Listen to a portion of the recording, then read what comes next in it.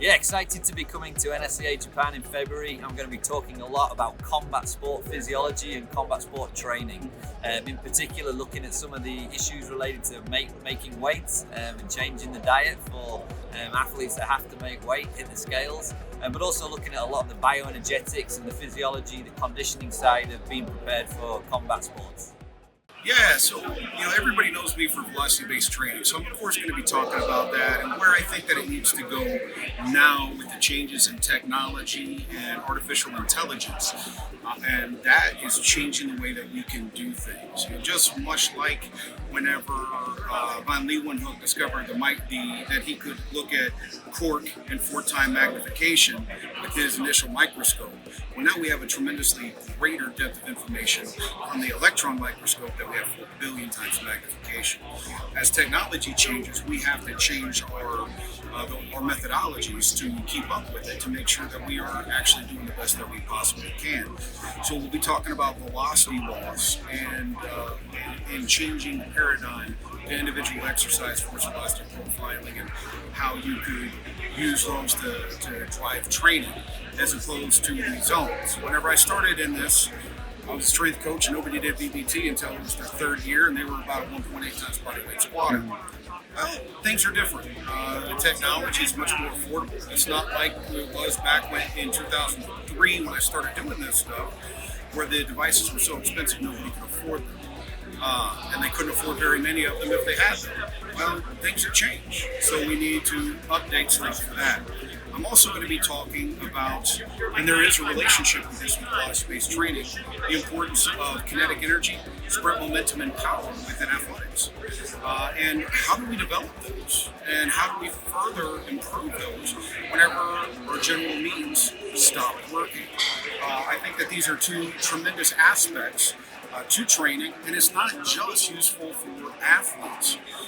I don't know if I'll have time to do this, but we've also been applying velocity-based training and the principles in the manner I just explained to Parkinson's and the aging population. I've seen tremendous outcomes there.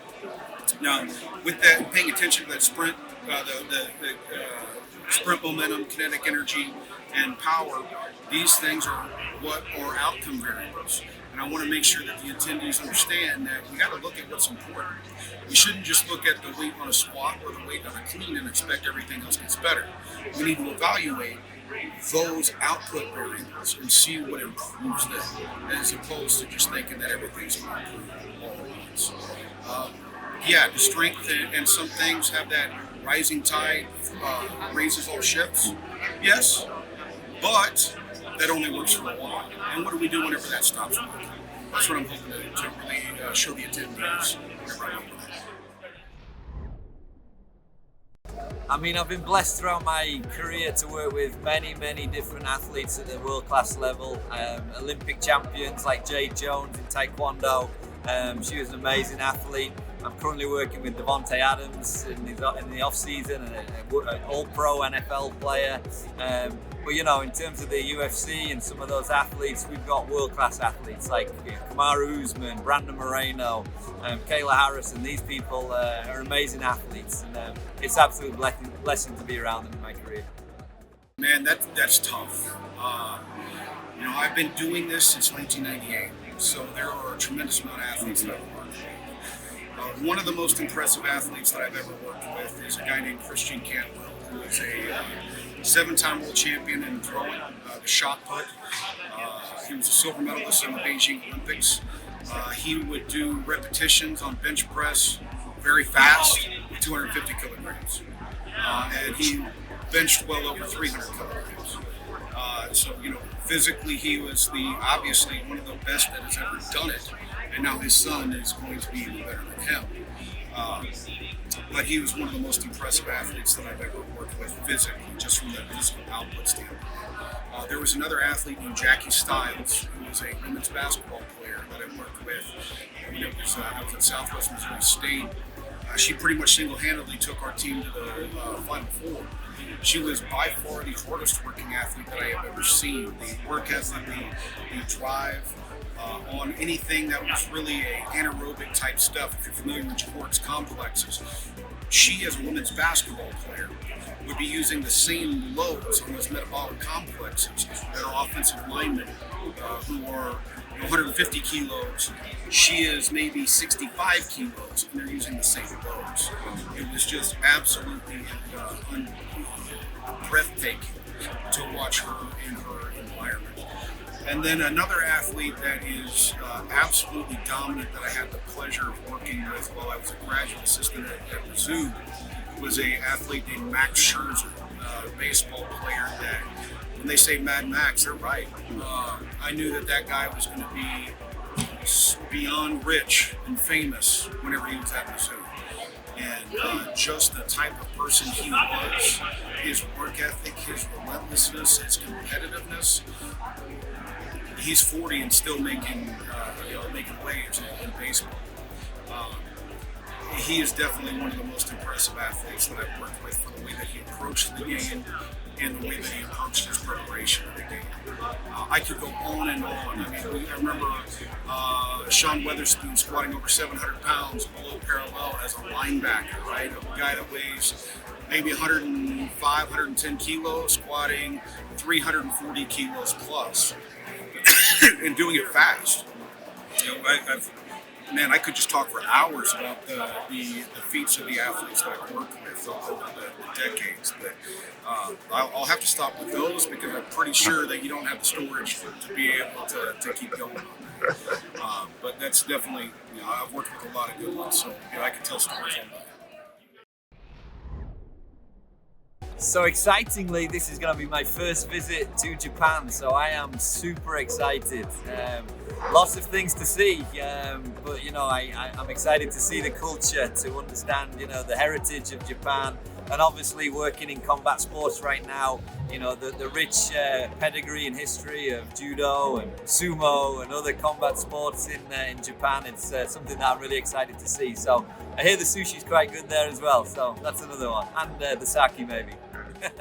But I'm definitely looking forward to the food. You know, like I said, I'm working on Duolingo, so maybe I can order on my own whenever I'm over there.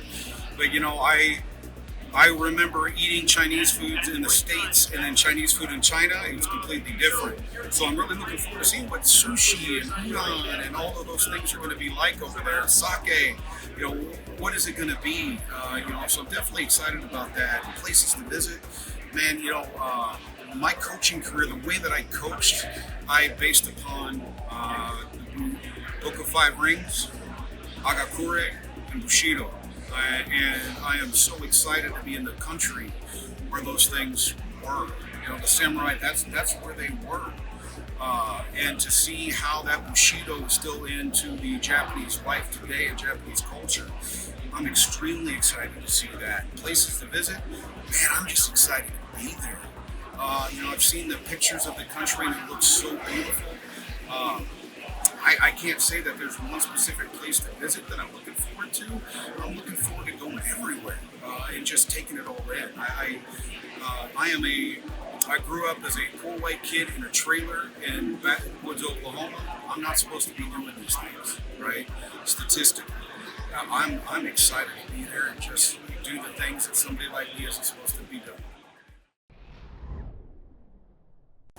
I mean, I think throughout your life you draw on different things, and this is going to sound strange, but you know, I love Gladiator. I love Gladiator, the movie. It takes it back to, you know, where the world of strength and conditioning and physical performance kind of came from. You know, back in the day, in ancient Rome, they were training these warriors and doing physical training, and that's the history of strength and conditioning in the modern age. So, you know, I've got lots of books from, you know, Brian Mann, who's going to be in Japan, to others. You know, my professor, Dr. William Kramer, has written many seminal texts. But I like things like, you know, movies like Gladiator that really tell you where we've all come from, and you know, it's fun to see that type of thing.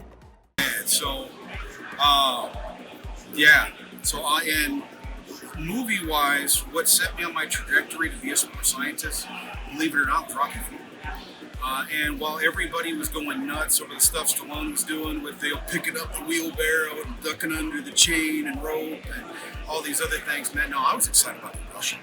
I was like, how are they measuring his punch force? How are they doing this? What was in that needle? What was that? What was this? It just completely enthralled me and drove me on a pathway. Some other books that changed my life, I guess I would have to say it was Stephen Covey's 7 Habits of Highly Successful People. I think that success leaves clues. And whenever you can look and see what successful people have done and understand why they do it, that's something that can change your thought paradigm, the way that you view things. And I think that's extremely important.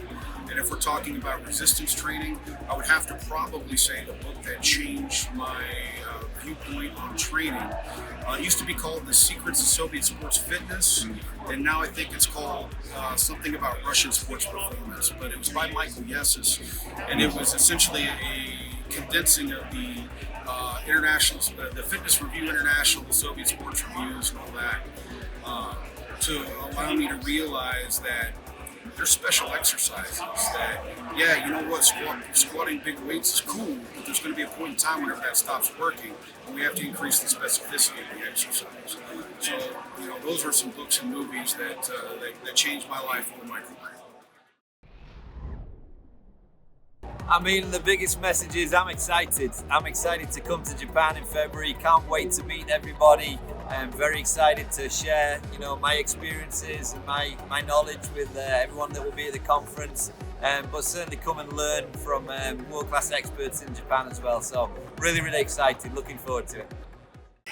Man, I'm excited to be there. I have heard so many stories about how great the country is. How everybody else that I know it's their favorite place to travel, and I'm so excited to get over here and experience it. If you've read my stuff, whatever, come chat with me. If you speak English, we'll be able to talk all day, and otherwise we'll have a translator. We can talk through that. I want to make sure that if there are questions on the work that I've done, that we get them answered over there for you. I'm not omnipotent, but I know what I've done, and I would be more than happy to share with what I've done and how it's affecting other aspects of this profession now. Applying sport to aging and things like that. Guys, I'm extremely happy to be. I'm honored to have been asked to come over here and speak, and I don't take that lightly. I want you guys to know that, and I hope that you get everything that you want from me. And you know what? You don't know unless you ask. So if you've got questions, let's get them lined up. Let's go.